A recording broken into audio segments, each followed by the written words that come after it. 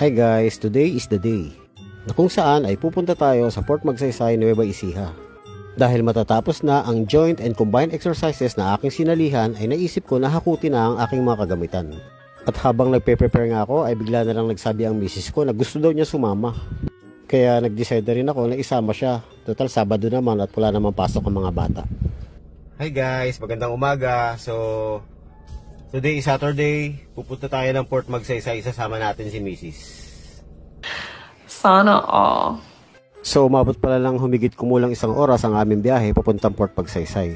Pagdating doon ay hindi muna ako pumunta sa aming barracks. Dumaan muna kami sa Pahingahan Dam para ipasyal siya. Madalas ko kasi naikukwento sa kanya ang lugar na yon.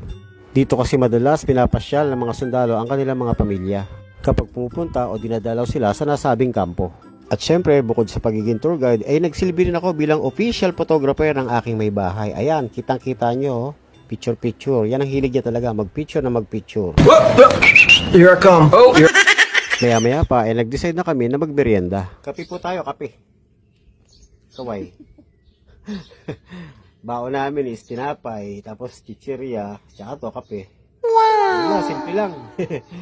Low-key lang, low-key. Matapos ang ilang minutong pagmimerienda, ay pumunta na kami sa aming barracks para hakutin ang aking mga gamit.